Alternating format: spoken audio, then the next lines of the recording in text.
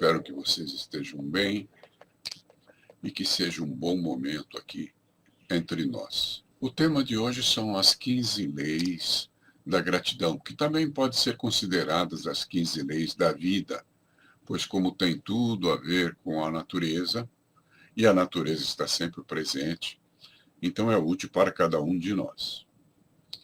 Eu não gosto muito de falar de mim, mas eu vou citar meu exemplo pessoal, porque só posso dar a vocês o que eu tenho. O que eu não tenho, não posso dar a vocês. Vou contar sobre alguns dos meus problemas de infância. Eu nasci na clínica de indigentes da maternidade de São Paulo, que ficava ali na rua Frei Caneca, que já foi demolida, se não me engano, em 2014. O meu pai tinha abandonado minha mãe antes de eu nascer. Então, eu ainda estava na barriga da minha mãe e o pai sumiu, nunca o vi e nunca na minha vida estive com ele. E isso foi um dos motivos de eu ter uma infância um pouco mais difícil. Eu nasci morto. Diz minha mãe que o médico deu lá as famosas palmadinhas que se dá no bebê e que eu não chorei. Eu estava enforcado pelo cordão umbilical. Então fui colocado numa câmara de oxigênio. Naquele tempo se chamava balão de oxigênio. E me recuperei. E passei por uma infância que não foi muito fácil, é claro, sem o pai, né? Mas não deve ter sido tão difícil quanto a vida de alguns de vocês. Então, não foi nada especial em termos de dificuldades e tal. Só que eu tive que trabalhar desde os 7 anos de idade. Meu primeiro emprego foi de servente de pedreiro. Naquele tempo havia a carteira de trabalho de menor. Não sei se existe nos dias de hoje, porque as legislações mudaram, né? Bom, eu tive uma mãe difícil, claro, ausência do pai. Eu e meu irmão fugimos de casa várias vezes na infância, até que meu irmão, com a idade de prestes a fazer 19 anos, eu tinha 17 na época, que eu sou mais novo que ele se suicidou. Então, essa é a minha história de infância. E eu consegui sobreviver graças às leis da vida que vou compartilhar com você a começar de hoje. Estou compartilhando esse conhecimento com você porque ao longo da vida vi que muitas pessoas se suicidam, como fez o meu irmão. E se tivessem praticado com comprometimento o que vou ensinar aqui, talvez teriam conseguido suportar os embates da vida da mesma forma que eu consegui, já que eu não sou melhor do que ninguém, certamente não sou melhor que você. E se eu o fiz, você o conseguirá também e aprenderá a transformar lições em bênçãos. Apesar de enfrentar situações muito críticas, consegui, através do poder das leis da vida, sair da miséria, das condições adversas, obter certificações como terapeuta, me tornar professor de pós-graduação em diversas universidades aqui no Brasil e ministrei aulas em vários estados brasileiros. Por que essas leis podem lhe ser úteis? Porque se fundamentam em experimentação e racionalidade. Tudo que eu passo a você aqui resulta de reflexão e aplicações práticas, tentativas e erros que serviram para descortinar a realidade do mundo e as leis que o regem. E é isso que compartilho com você. Hoje vamos estudar uma das 15 leis. Nós estudaremos todas as 15 leis no prosseguir dessa live que será realizada nas quintas-feiras, das 19 às 20 horas. A primeira lei das 15 que nós vamos trabalhar aqui chama-se Lei da Percepção. Se você for anotando à medida que for fazendo as lives, você vai ter um pequeno tratado sobre essas leis ao término dessas lives. A primeira lei é a lei da percepção. Uma parte da realidade não depende de você e não há nada a fazer. Outra parte da realidade depende de você. E o que você fizer com essa parte irá determinar se você irá conquistar uma vida feliz ou não. O que me está sendo ofertado? Pergunte-se isso a cada momento da sua vida. Qual a oportunidade que está me sendo dada e que não estou vendo, não estou percebendo ou não estou implementando? Compreender a realidade da vida à luz desta percepção é fundamental para que você consiga se sair bem. Reflita sobre isso. Então, lá de Portugal, o João Horta nos cumprimenta, e ele leu meus livros de Kung Fu lá nos anos 90. Veja bem que eu escrevi livros de Kung Fu, mas eu escrevi muitos outros livros. Eu escrevi mais de 400 livros. Se vocês me perguntarem, amanhã, quando eu fizer o comentário desta live, eu ponho lá um link e vocês podem examinar isso. E o primeiro livro que eu escrevi foi sobre Kung Fu, mas não foi o meu primeiro livro publicado. O primeiro livro publicado foi sobre outro assunto, tá? Muito bem. Para compreender bem o que depende de você, é preciso que você entenda que apenas 3 coisas dependem de você: seu pensamento, sua vontade, aquilo que você pode fazer a partir do seu pensamento e de sua vontade. Quando eu digo pode fazer, é porque há momentos que você terá seu pensamento e sua vontade, mas não poderá realizar ações proporcionais àquilo que você cria a partir do teu pensamento e da tua vontade. Nem sempre isso lhe é permitido, ok? Por isso eu digo, pode fazer, não significa que consiga fazer, tá bom? Tudo aquilo que alguém ou alguma coisa possa lhe tirar não lhe pertence. E se você quiser que essas coisas lhe pertençam, você é um tolo e você é um ladrão. Um tolo, porque quer que lhe pertença a coisa que jamais lhe pertencerá. Um ladrão, porque quer alguma coisa que não lhe pertence. Ficou claro isso? Acho que não tem muita dúvida, né? Nem mesmo seu nome e sua reputação lhe pertencem. Há pessoas caluniosas, mentirosas, medíocres, invejosas, que vão destruir tua reputação, que vão inventar mentiras a teu respeito. E assim é a vida, porque já que não te pertence, não há nada que você possa fazer. E dessas 3 verdades, a mais importante é a terceira, pois é dela que surge a ação, e sem a ação você não tem realização. Então veja bem, seu pensamento, sua vontade, as ações que você pode fazer. Então o mais importante são as ações que você pode fazer, porque é a ação que está por trás da realização. Não há realização sem ação.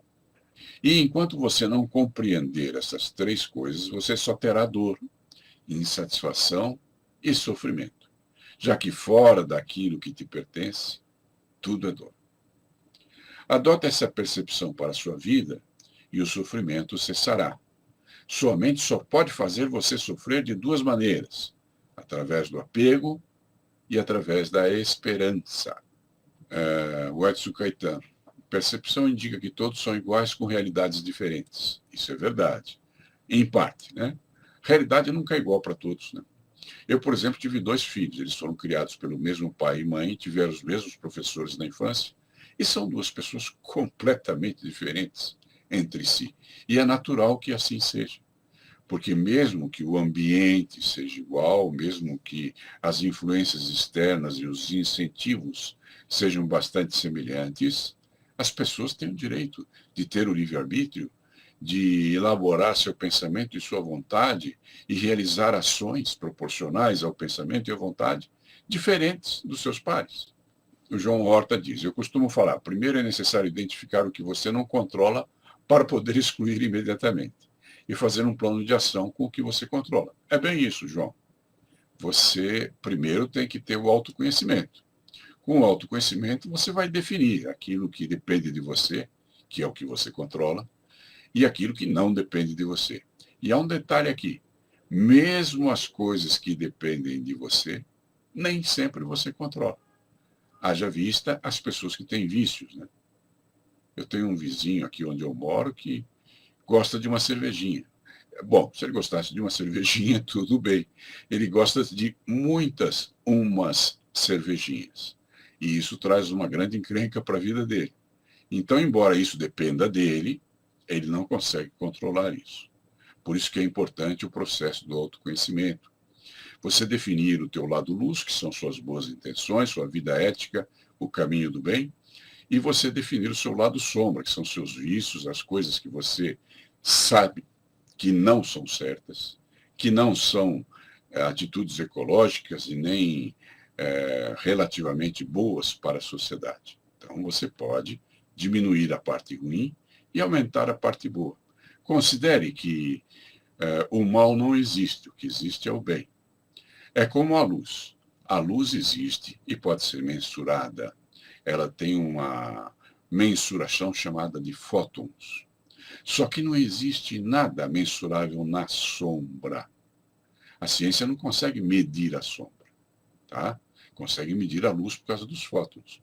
E o que é a sombra em relação à luz? É a falta de luz. Assim também o mal é a falta do bem. Ele não é mensurável. Você pode ficar horrorizado com o mal que nos cerca nesta sociedade terrível, corrupta e cheia de problemas. Mas o bem é a única maneira de você conseguir afastar a escuridão. Existem provérbios a respeito, né? Em vez de criticar a escuridão, acenda uma pequena luz. Você vai diminuir a escuridão. E isso significa dar o exemplo. Se você tem filhos, a maior herança que você pode deixar aos seus filhos não é o dinheiro, a casa, o carro, é você deixar para eles o teu exemplo. Os antigos romanos diziam exemplum docet. O exemplo ensina. Ah, mas tem gente que fala mal de você pelas costas, pela frente. Tanto faz. Tem gente que tenta destruir a sua reputação. Claro, essas coisas não te pertencem, tá? Nem a reputação, nem o seu nome, nada te pertence, a não ser aquelas 3 coisas que eu mencionei. Então, baseado nessas 3 coisas, dê ao mundo e aos seus filhos e às pessoas que você ama o exemplo do teu proceder. O exemplo constrói, tá? O exemplo ensina. Eu mencionei que você só pode sofrer de 2 maneiras, através do apego e da esperança. E ninguém fez pergunta nenhuma, então eu entendo que vocês tenham entendido tudo. A primeira lei é a lei da percepção. Percepção é perceber. E tem gente que não consegue perceber o óbvio. Né? Por isso que há tanto sucesso entre os haters da internet, entre aquelas pessoas que ficam falando mal dos outros, criticando, né? Não consegue perceber que isso faz mal para elas mesmas, né? Isso, eu vejo gente, por exemplo, escrevendo que a China criou o coronavírus e que há um complô, um terror de implantar o coronavírus nos outros países. A pessoa que espalha essa notícia fake pode até gerar uma guerra. E se isso acontecer, morre ela e as pessoas que ela ama. A pergunta é, para que fazer isso? O que isso constrói? Bom, então, como eu disse, percepção é perceber. E tem gente que não consegue perceber o óbvio. A lei da percepção lhe ensina a conquistar uma sabedoria valiosa, mas sabedoria é muito diferente do mero conhecimento. Estou sempre dizendo isso a vocês. Conhecer é algo teórico, não é muito prático. Agora, no momento em que você pega esse conhecimento e transforma em ação, aí você começa a perceber. Aí você tem a percepção. Observe a palavra percepção. Perceber a ação. Percepção. E é só aí, quando você transforma o conhecimento em ação, que você passa a saber.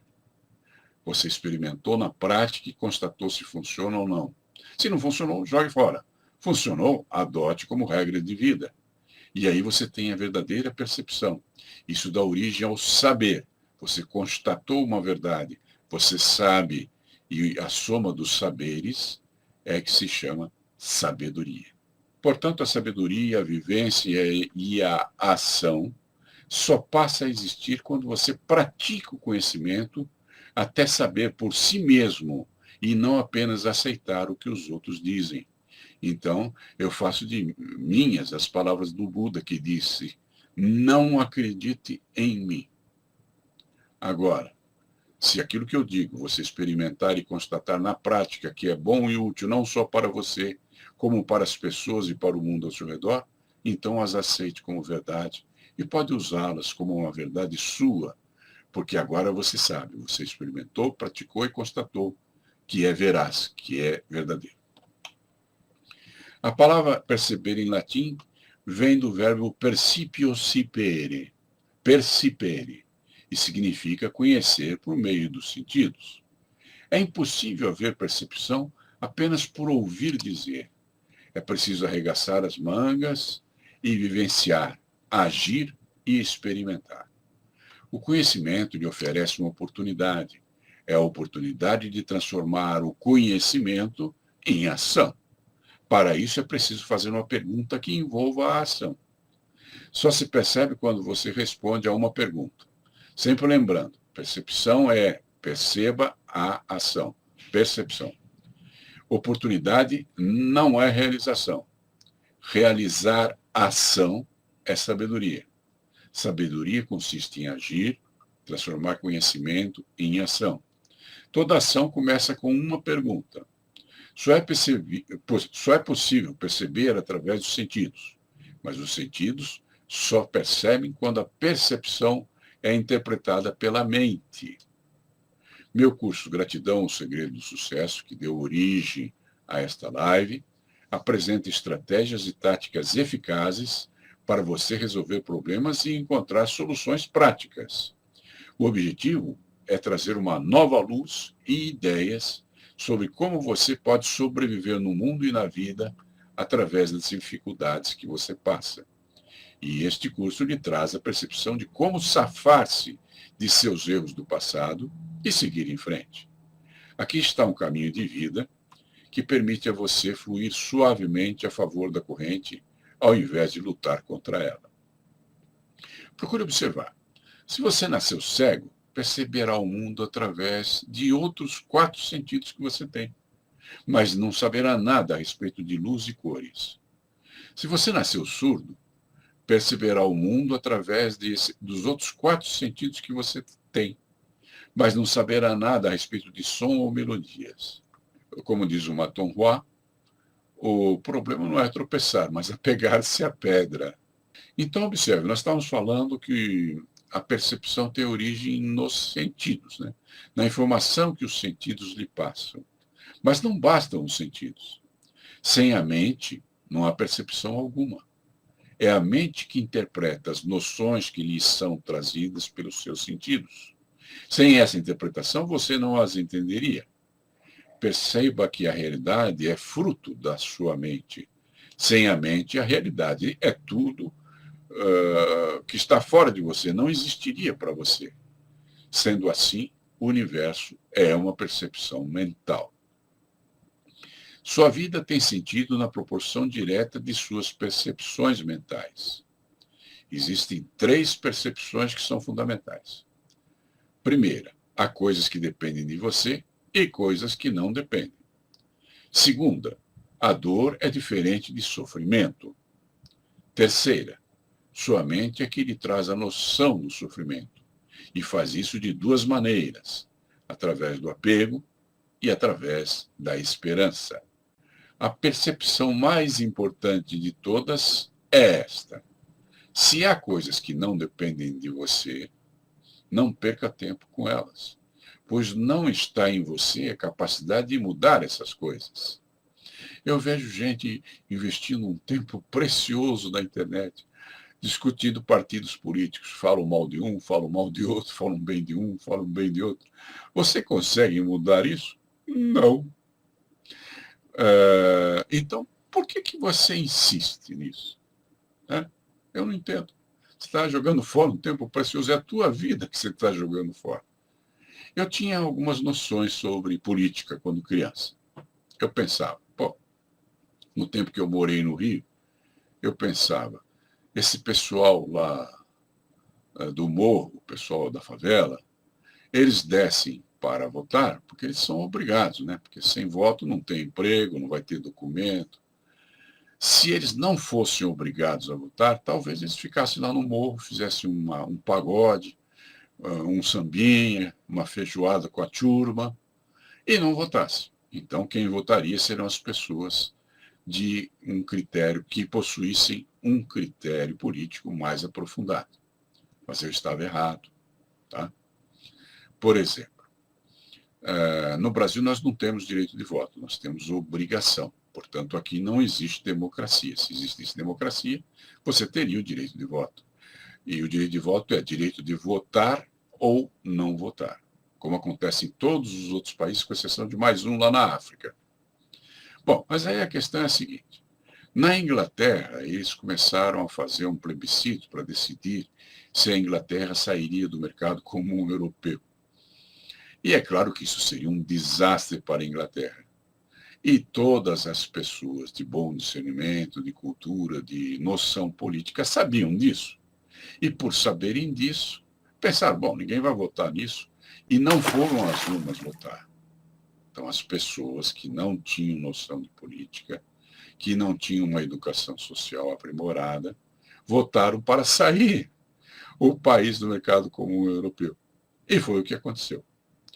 Conclusão, hoje em dia é difícil de alguém trabalhar na Inglaterra, é difícil da Inglaterra poder trafegar pela Europa inteira usando um passaporte internacional aceito por toda a Europa, porque eles saíram do mercado comum europeu. Então isso prejudicou o país.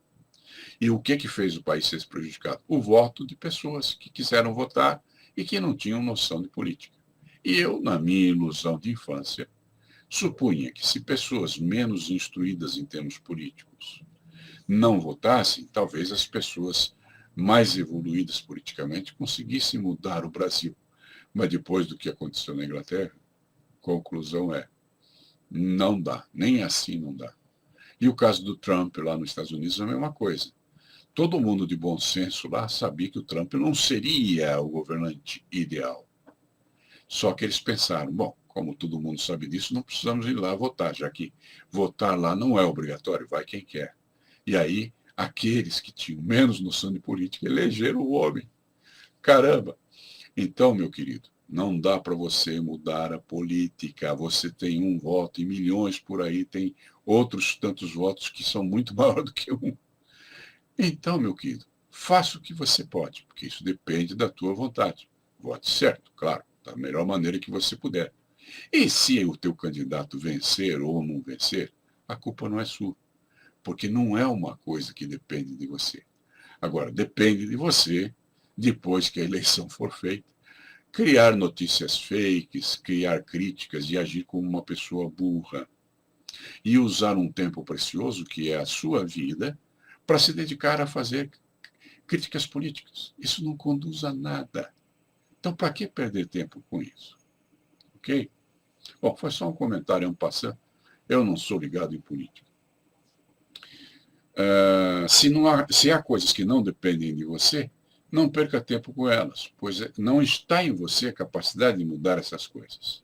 Por outro lado, se há coisas que dependem de você, é nelas que estão todo o poder, todas as suas possibilidades de transformação. É só elas que lhe permitirão se realizar e alcançar a felicidade. Por exemplo, as coisas que a vida lhe impõe, as circunstâncias de sua existência, não dependem de você. Mas o que você faz com as circunstâncias e as coisas que a vida lhe impõe, dependem totalmente de você. E se dedicando à compreensão e à aplicação das leis da vida, você conquistará o poder e poderá transformar sua vida e alcançar a realização e a felicidade. Existe uma diferença entre dor e sofrimento. Veja bem que cessar o sofrimento não é o mesmo que cessar a dor. Algumas vezes a dor surge daquilo que não depende de você. O sofrimento é algo que depende de você. É impossível evitar a dor. Essa é a parte da vida. Mas ao reagir à dor com sofrimento é sua escolha. Se algo te machuca, isso é dor. Se alguém que você ama te abandona, isso é dor. Se algo que você estima se quebra, isso é dor. Se você perde um filho ou outro ente querido, isso é dor. Mas o sofrimento é criado pela sua mente. É a sua maneira de interpretar a dor que faz você sofrer. O sofrimento é uma forma de sua mente lidar com a dor do machucado, com a dor do abandono, com a dor de se quebrar algo que você estima, com a dor de perder um filho ou algum outro ente querido. Machucado dói, abandono dói, algo que você estima se quebrar dói. Perder um filho ou algum outro ente querido dói. Mas nada disso consegue fazer você sofrer. O sofrimento é mental, é você que escolhe. As duas maneiras que sua mente pode fazer você sofrer, vamos examinar agora. Veja bem que eu disse pode, não significa que seja bem assim. Eu não disse que sua mente faz você sofrer, mas ela pode fazer isso se você o permitir. E depende de você permitir ou não, já que isso faz parte das coisas que dependem de você. Dependendo de suas escolhas, sua mente pode fazer você sofrer de duas maneiras, através do apego e através da esperança. Batom Hua, pega, mas não se apega, mesmo que seja uma regra. Beleza, Batom Hua. Linda essa frase, eu preciso até aprendê-la de cor. Muito bem. Quando você tem olhos de ver e ouvidos de ouvir, a mãe natureza traz a você a verdade. Mas ela o faz através de caminhos que nem sempre são os caminhos usuais. Se você pensa que você vai encontrar um carinha aí na esquina com um ar de velho monge chinês que vai te ensinar a verdade, isso não vai acontecer. Mas as circunstâncias, os sofrimentos, as provações, as lições que a vida lhe oferece, podem lhe trazer essa luz que você tanto procura. Depende de você ter percepção. Né? Por isso que esta é a primeira lei, a lei da percepção. Certa vez ouvi uma história muito estranha que me foi contada como se fosse uma piada. Uma moça foi a uma cartomante e a cartomante disse a ela que o pai dela iria morrer naquele dia. Chorosa e sofrendo muito, ela foi para casa e contou para a mãe o que tinha acontecido. A mãe tentou consolá-la e lhe disse que aquilo tudo era mera superstição, que não devia dar muito valor ao que ouviu. Estavam as duas em casa, uma consolando a outra, quando a mãe viu o marido chegar pela janela. Ué, ela se espantou. Você veio mais cedo? O que houve? E ele disse, eu vim para um velório. Que velório? A vizinha me ligou e me disse que o marido dela morreu. Nesse momento, a mãe desmaiou. Bom, eu sei onde vai teu pensamento. Você está pensando coisas agora. E talvez você tenha razão. Mas o que importa aqui é que esta história apócrifa, provavelmente lendária e não verdadeira, elucida bem o apego. Saber que o vizinho morreu é um fato desagradável, mas faz você sofrer bem menos do que saber que seu pai morreu. Mesmo que você seja cordial e tenha amizade por seu vizinho, você não tem por ele o mesmo apego que tem por seu pai, ou que uma mulher possa ter por seu amante. Vamos a outro exemplo. Um homem acaba de comprar um maço de cigarros novinho e colocou no bolso do casaco. Ao caminhar por uma praça, percebe que o cadarço do tênis desamarrou e, ao abaixar-se para fazer um laço no cadarço, ele derruba o maço sem que o perceba. Tendo acabado de amarrar o tênis, ele se ergue e continua seu caminho. Nesse momento, um homem que passa por ali e que não fuma, vê o maço de cigarros no chão e o chuta para o lado. Ele prossegue em seu passeio. Para ele, fumar não significa nada. Logo mais chega um homem que fuma, e ao encontrar o maço novinho no chão, fica alegre e avalia seu dia como sendo um dia de sorte. Enquanto isso, lá na frente, o homem que perdeu o maço resolve fumar e, ao procurar o maço nos bolsos do casaco, descobre que o perdeu. Ele sofre com isso e pensa, poxa, que azar. Note que o sofrimento dele se deve ao apego que ele tem pelo cigarro. Não é a perda do maço de cigarros que lhe causa dor. Se ele não fumasse, não sentiria dor nenhuma em não ter um maço de cigarros. Note que a alegria de quem encontrou o maço se deve ao apego, ao prazer que ele tem ao ato de fumar, e não ao fato de ter achado um maço de cigarro. Ele achar ou não um maço de cigarro só tem valor se ele gosta de fumar. Se ele não gosta, não tem valor nenhum. É interessante, né, que a pessoa que ama fumar, quando perde o maço, sente dor. É a dor do apego. A pessoa que não gosta de fumar, se ele encontrar um maço novinho de cigarro, não sente dor nenhuma, porque não há apego ao ato de fumar. O apego é uma das causas da dor. O apego tanto pode lhe trazer alegria como dor, nesse exemplo que eu lhe dei. E a falta de apego é indiferente. Se você não fuma, encontra um maço de cigarro novinho, não tem nenhum sentido para você. Você pode chutar para o lado. Você não ter apego em encontrar um maço de cigarro não te faz sofrer nem se alegrar. O apego é uma das duas maneiras que a mente pode usar, se você permitir, para lhe causar o sofrimento. Muito bem. Aqui temos uma pergunta vinda do Japão. Gustavo Badiotto, que mora lá no Japão. Ele morava em Nagoya, agora, se não me engano, está em Tóquio. É um rapaz brasileiro, lá do Rio Grande do Sul, bem alto, grandão, muito amigo da gente. E ele faz uma perguntinha que não é nada fácil. Como se livrar dos apegos? Ok.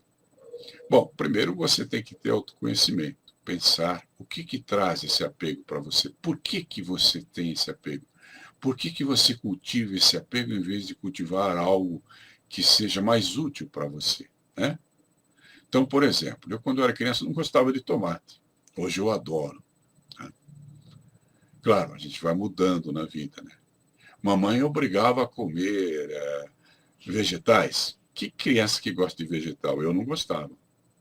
E eu me lembro que uma vez o meu padrasto se distraiu, eu peguei a couve que estava no meu prato e pus no prato de couve, de volta, na travessa de couve. Só que ele não era besta, ele olhou e viu que na couve que eu tinha posto no prato de couve foi um grãozinho de arroz.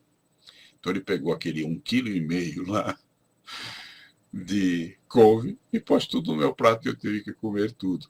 Era assim que se educavam crianças antigamente. Hoje em dia, difícil, né? E aí o que acontece? Hoje eu adoro vegetais, sinto falta deles, né? Sei como eles são saudáveis para a minha saúde. Então, quando você tem apego a um estilo de alimentação, digamos como exemplo, que seja diferente ou distinta daquela que lhe faz bem, não se obrigue de uma hora para outra a mudar sua alimentação, mas vá mudando aos pouquinhos, tá? Eu acredito muito no princípio do 1%. Eu já ensinei isso em todos os meus cursos. E em que consiste? Se você melhora em relação a algo que você quer aprender ou incluir em sua vida apenas 1% por dia, mas faz isso inexoravelmente todos os dias da sua vida, em um ano você estará 365 vezes melhor do que está hoje. O ano tem 365 dias. Se você se dedicar a melhorar 1% ao dia, daqui a um ano você estará 365 vezes melhor. Ou, no mínimo, 3,5 vezes melhor do que você é. Porque 365 é 3,5 vezes em relação a 100%. Ok? Então, aí está o grande segredo de você se livrar do apego. Faça um pouquinho cada dia. Eu tenho um amigo que já faleceu em fevereiro, se livrou da coronavírus, ele tinha 93 anos, morava lá em Florianópolis, o doutor Osmar de Andrade Farias, grande amigo meu. E o Osmar, que era médico e fumava, um belo dia resolveu parar de fumar. Parou de fumar de uma hora para outra. Nunca sentiu falta. Mas tem gente em que o apego se tornou tão visceral que é muito difícil para essa pessoa parar de fumar. Então diminua. Minha mãe, por exemplo, fumava 4 maços de cigarros por dia, que a mataram. Ela morreu disso, né? Mas se você fuma, digamos, 2 maços, passe a fumar 2 maços menos um cigarro hoje, 2 maços menos um cigarro amanhã, 2 cigarros amanhã, até que um dia você cessou. Teu corpo se habituou e talvez você consiga evitar esse apego por mais tempo. Então, a ideia de você se livrar do apego é não tente mudar tudo de uma vez, porque você não é o doutor Osmar de Andrade Faria. Poucas pessoas têm essa força de vontade. Mas mude um pouquinho a cada dia em direção ao caminho do bem e você irá se livrar do apego. Ou, se você preferir, substituir um apego por outro que seja menos nocivo. Havia um personagem na TV, quando meus filhos nasceram, chamado Kojak. Acho que o Telly Savalas, que era o ator que o interpretava, já deve até ter morrido. Só temos uma coisa em comum, eu e ele, a careca. Agora, O Telly Savalas fazia o papel de um detetive chamado Kojak e ele estava tentando parar de fumar. Então ele tinha um palito na boca o tempo todo. Eu não me lembro se aquilo era um pirulito ou se era só um palito, mas de qualquer forma, ele substituiu uma dependência por outra que para ele era menos nociva.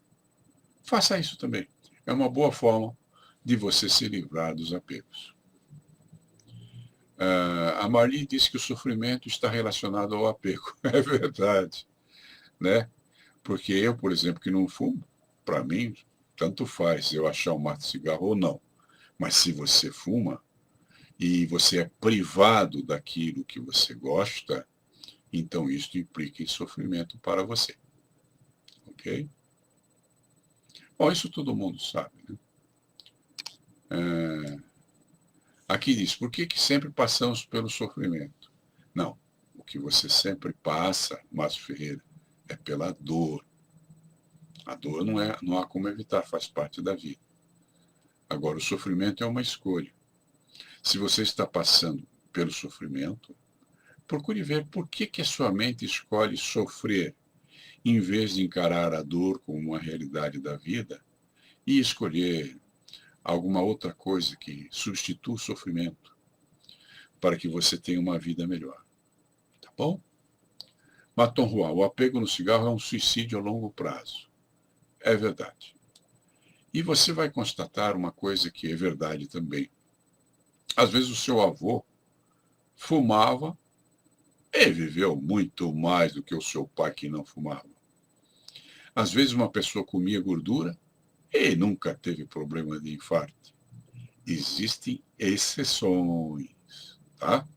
E por força dessas exceções, algumas pessoas que não conseguem se livrar do apego põem a culpa ou a justificativa por não se livrar do apego no fato de que o avô não sei o que fulano de tal não sei o que lá, e viveu mais. Ok, mas não somos todos iguais.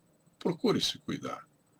O Buda ensinava que o caminho do meio é o melhor caminho. Ele está distante de ambas as extremidades.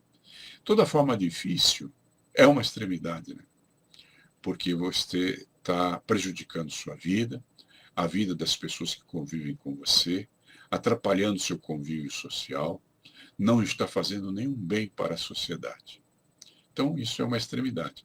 Está lá na margem. Daí ser chamado comportamento marginal.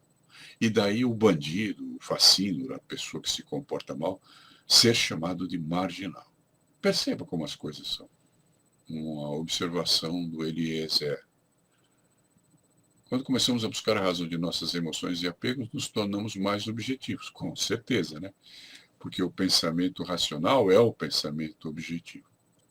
Erilson França, ele diz, boa noite a todos. Acredito que o vício só é largado quando o viciado recebe um choque de realidade do seu eu, enxergando assim um sentido para a sua vida. É a minha opinião. Ok, Erilson, você não está errado. Eu tenho observado que a maioria das pessoas que se libera do vício leva algum tranco da vida e aí toma juízo, né? Então você fuma e vai ao médico e ele diz, você está com uma mancha no pulmão, provavelmente é um prenúncio de um câncer. A partir de então, talvez você consiga parar de fumar. Mas nem todo mundo tem tanto juízo assim, infelizmente, né? Agora, quando você enxerga um sentido na vida, que era o ensinamento do Viktor Frankl, criador da logoterapia, aí as coisas começam a se encaixar de maneira mais igual, né? Você não dá tanta oportunidade ao mal em sua vida, ao vício, ao mau comportamento, à crítica desonrosa, ao comportamento vil.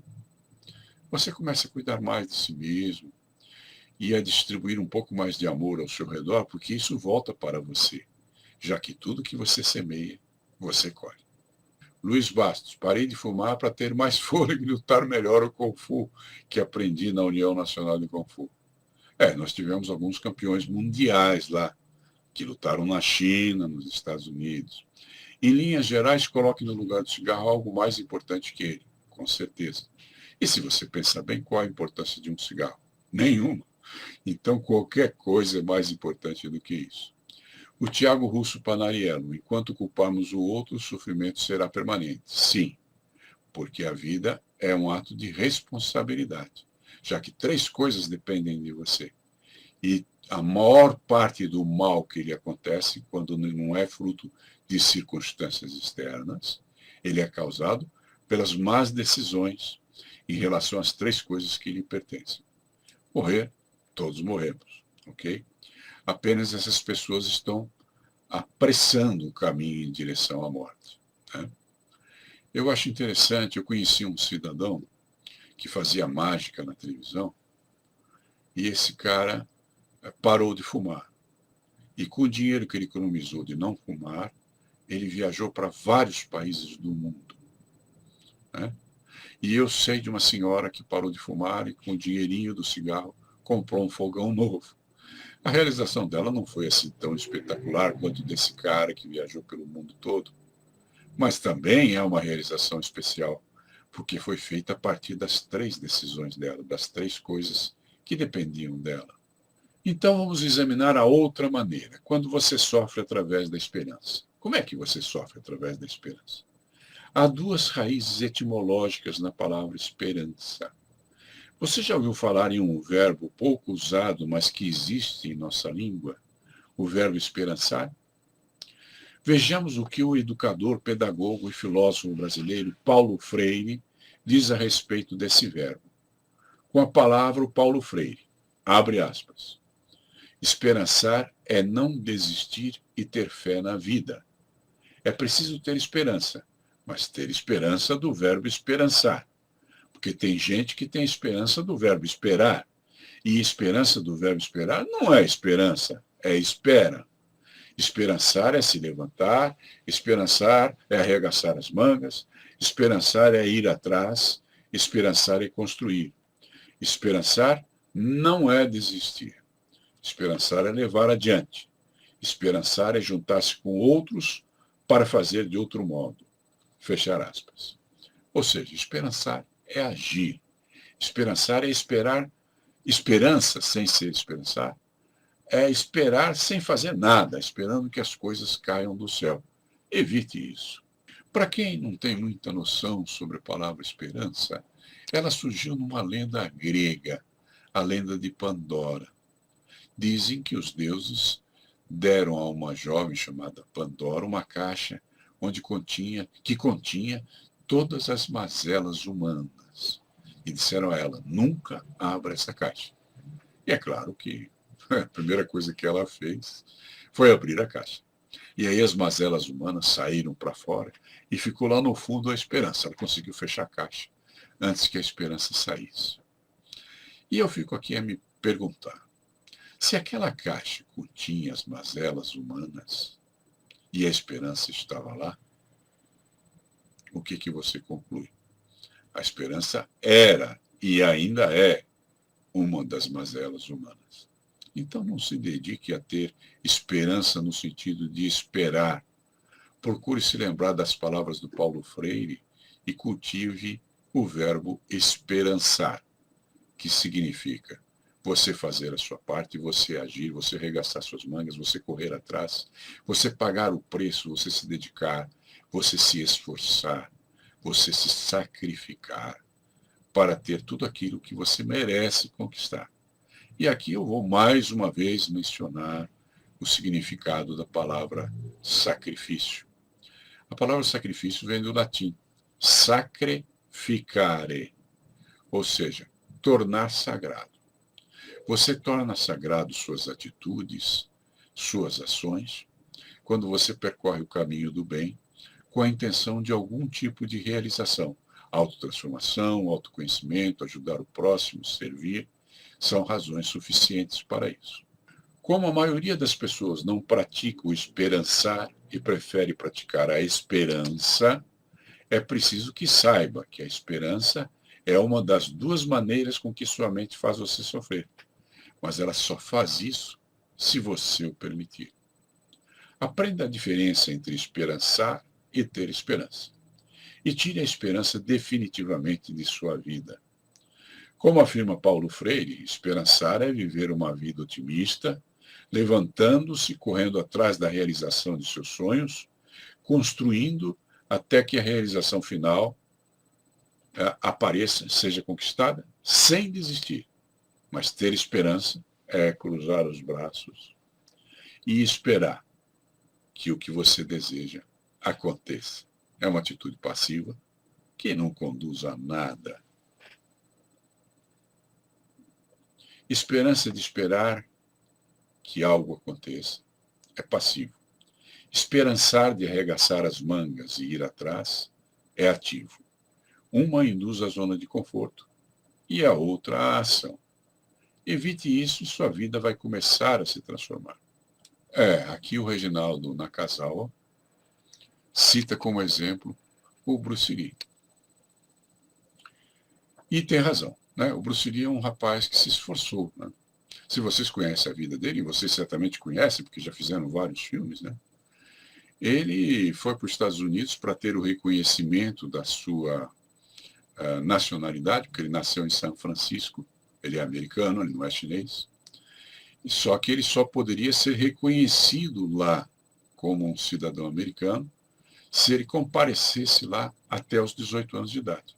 E ele voltou lá sozinho, quando tinha quase 18 anos de idade, e foi trabalhar, inclusive, num restaurante como garçom, e comeu o pão que o diabo amassou, teve que se esforçar, se dedicar, construiu-se a si mesmo.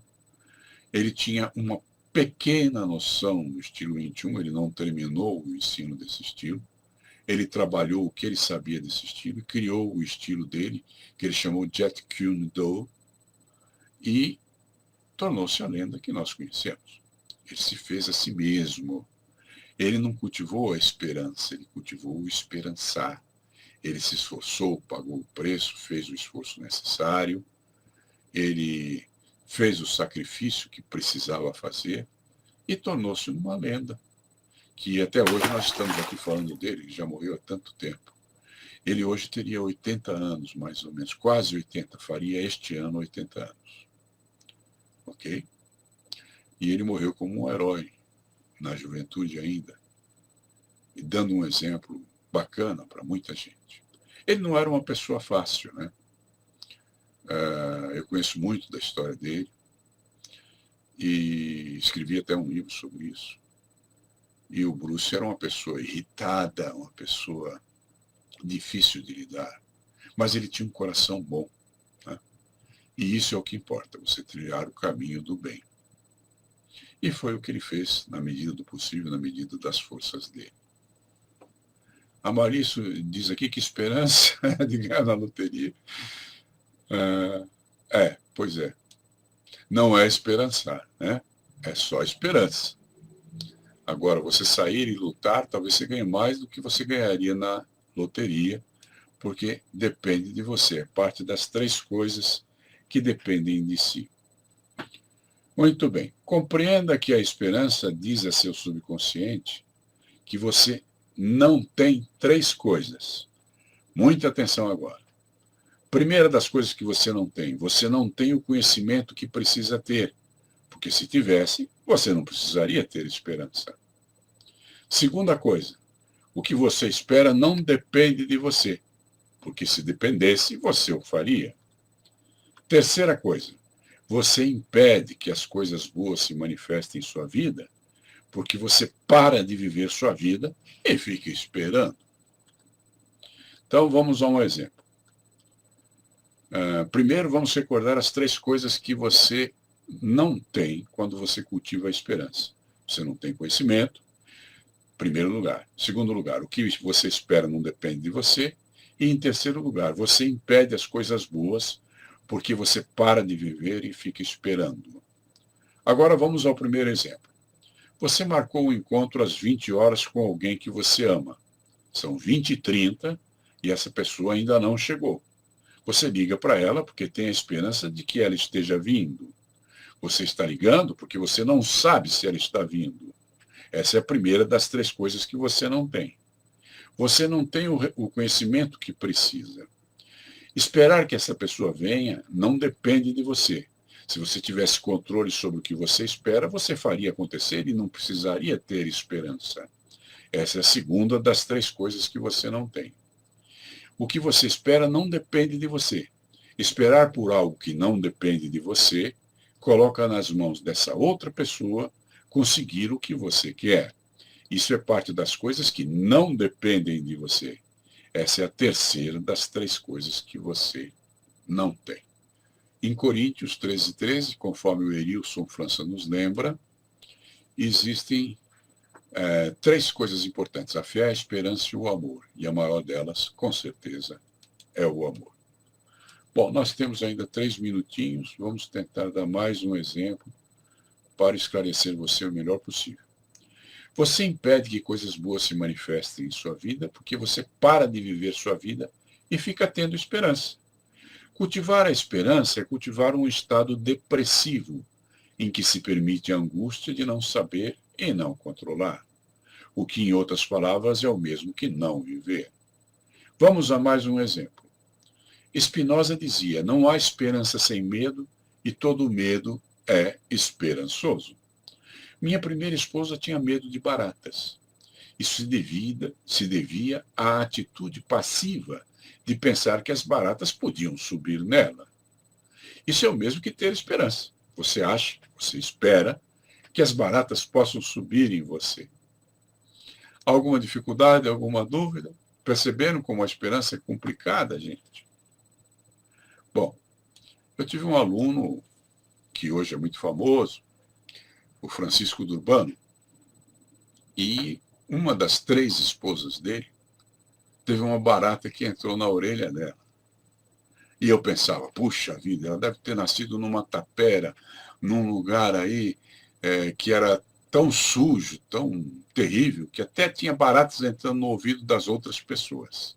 Veja como era pobre a minha imaginação e como eu estava errado. Quando eu morei na maior casa que eu tive nessa vida, dentro de um condomínio fechado, entrou uma barata na minha orelha. Um lugar de luxo, um lugar agradável, um lugar grande, imenso, e uma barata entrou na minha orelha para que eu aprendesse a não julgar mal as outras pessoas. Ok? Para mim não tem problema. Eu não tenho medo de barata, mas eu pensei que era uma aranha que tinha entrado. Aí fui a um posto de saúde e tiraram a barata da minha orelha. Gente, eu me despeço de vocês, foi um prazer compartilhar com vocês o pouco que eu sei. Na medida do possível, estou aqui para servir vocês. Essa é a minha missão de vida. E aconselho a vocês que permaneçam no caminho do bem. Espero reencontrá-los na nossa próxima live. Obrigado pela presença de vocês. Boa noite.